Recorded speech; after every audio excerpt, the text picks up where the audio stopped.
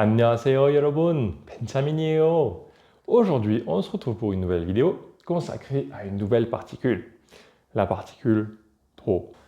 Alors, pour les plus attentifs, vous l'avez sûrement déjà vu dans des phrases exemples dans les vidéos précédentes.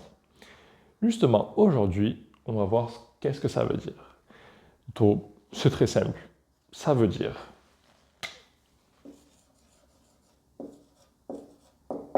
aussi. Tau veut dire aussi. Et donc, on va voir tout de suite comment ça marche. Analysons ces phrases. Mino shi, Mino, prénom coréen.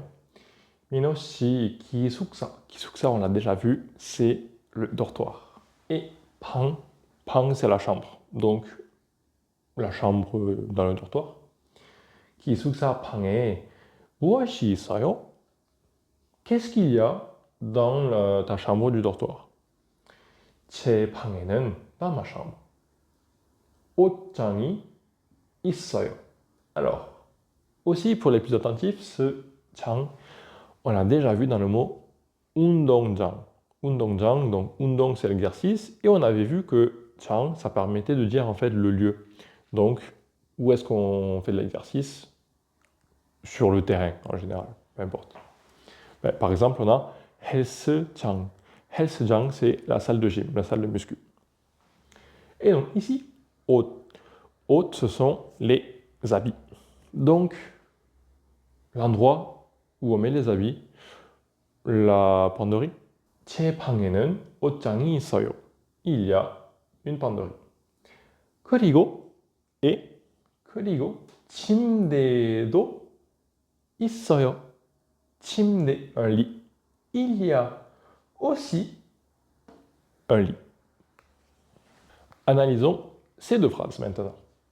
주말에 뭐 해요? Qu'est-ce que tu fais le week-end? 주말에 뭐 해요?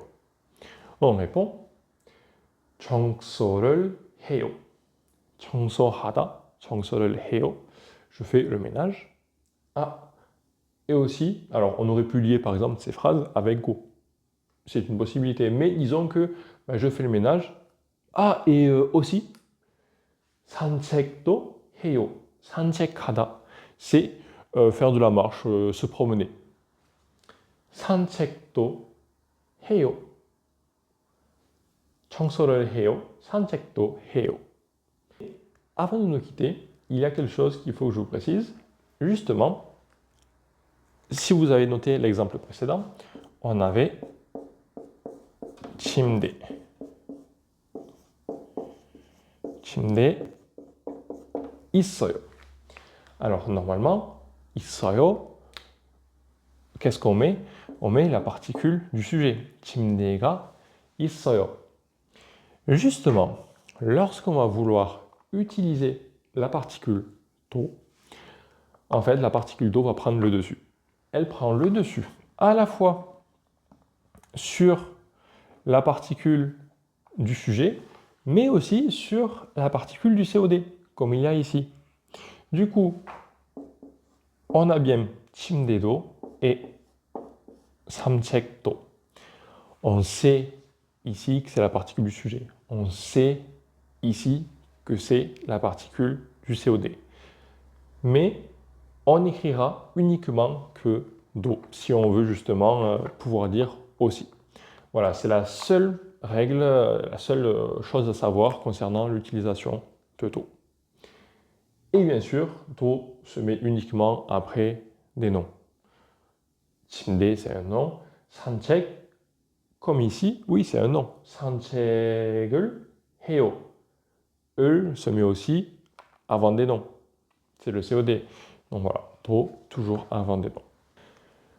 C'est tout concernant la particule do. Vidéo plutôt courte, mais il n'y a pas besoin d'en dire plus. C'est tout ce qu'il y a à savoir. Si vous avez des questions, comme toujours, n'hésitez pas à les mettre en commentaire. Et moi, je vous dis à la prochaine.